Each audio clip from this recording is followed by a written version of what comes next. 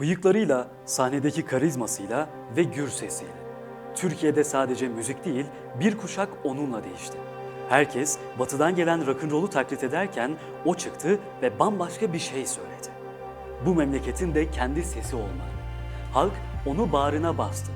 Çünkü o artık sadece bir şarkıcı değildi. O halkın sesiydi. Ve Anadolu Rock'ın yeni bir türün öncüsüydü. Onun adı Cem Karaca.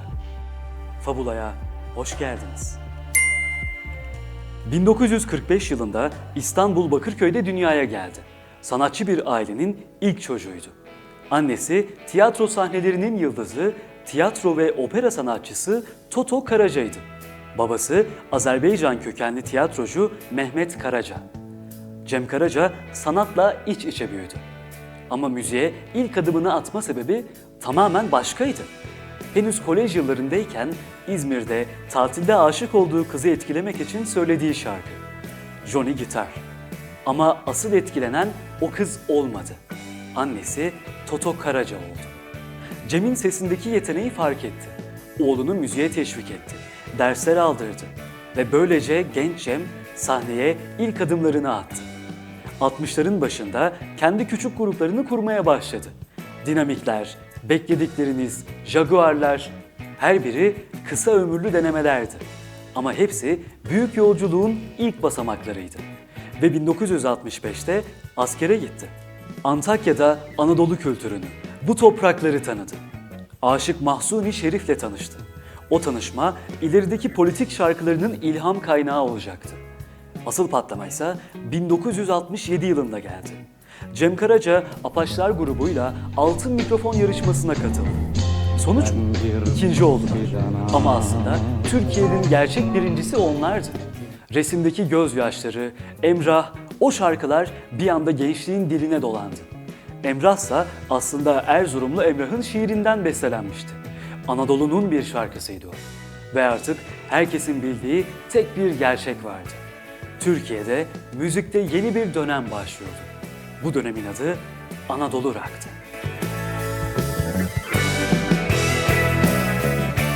Bölüm 2. Şarkılarında kavga, sürgünde yıllar. Onun şarkıları sadece aşktan bahsetmiyordu. Halkın sesi oldu.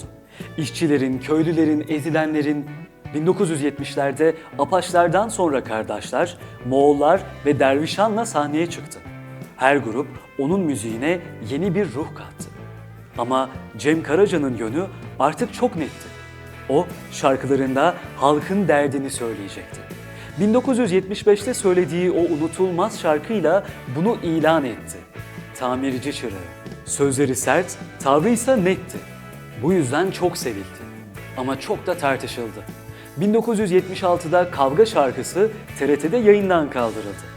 77'de çıkan Yoksulluk Kader Olamaz albümü adeta bir politik manifesto gibiydi. Ama aynı yıllarda konserlerinde saldırılar yaşandı.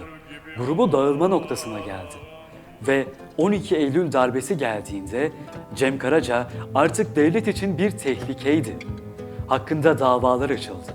Gıyabında tutuklama kararı çıktı. Mart 1980'de emekçilerin derdini anlattığı 1 Mayıs plağı yüzünden komünizm propagandasıyla yargılandı. O sırada Avrupa turnesindeydi. Ülkesine geri dönemedi. Kısa süre sonra ise babasını kaybetti. Cenazesine bile katılamadı. 1983'te ise en ağır karar verildi. Türk vatandaşlığından çıkarıldı. Artık hayatını Almanya'da, sürgünde geçirecekti. Ama susmadı. 1980'de Hasret albümünü çıkardı. 82'de Bekle Beni, 84'te ise göçmen işçilerin hikayesini anlattığı Die Kanaken albümünü yaptı. Şarkılarında özlemini haykırıyordu. Almanya berbadı, bekle beni.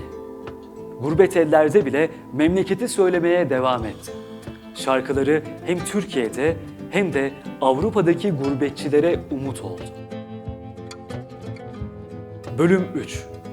Dönüş, efsane ve vedası. Yıl 1987.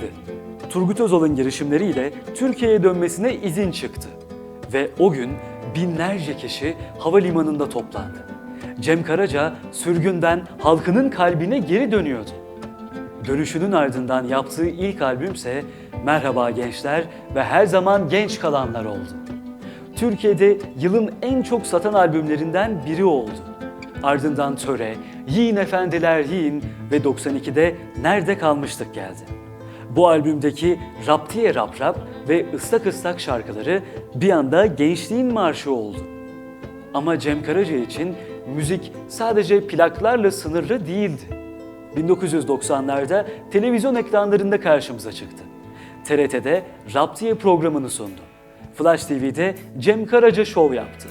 Hatta Efendime Söyleyeyim adlı programla izleyicilerin evine konuk oldu. O yıllarda Bosna Hersek'e gidip savaş mağdurlarına destek verdi. 97'de ise Ağır Roman filminin müziğini yaptı. Resimdeki gözyaşlarını yeniden seslendirdi. Bu parça onu yeni kuşakla tekrardan buluşturdu. 99'da Bindik Bir Alameti albümünü çıkardı. 2000'de ise Kahpe Bizans filminde küçük bir rolle kamera karşısına geçti. Müziklerini de yine Cem Karaca seslendirdi. 2000'li yıllarda ise sahneye farklı gruplarla çıktı. Kurtalan Express, Yol Arkadaşları, hatta kendi kurduğu Cem Karaca Trio ile konserler verdi. Her şarkısında yeniden gençleşiyor, her sahnede yeniden doğuyordu. Ama kalbi artık yorgundu. 8 Şubat 2004 sabahında geçirdiği kalp krizi sonucunda hayata veda etti. Henüz 58 yaşındaydı. Ama ardında varisi Emrah Karaca'yı bıraktı. Cenazesine sanatçılar, siyasetçiler ve halktan binlerce kişi katıldı. Cem Karaca, kimi ona asi bir ozan dedi, kimi politik bir sanatçı. Ama bir gerçek vardı. O şarkılarıyla hem bir kuşağın çığlığı oldu hem de bu ülkenin vicdanı. Peki sizce onu milyonların gönlüne sokan şey müziğinin gücü müydü yoksa cesaret edip kimsenin söyleyemediklerini söylemesi miydi?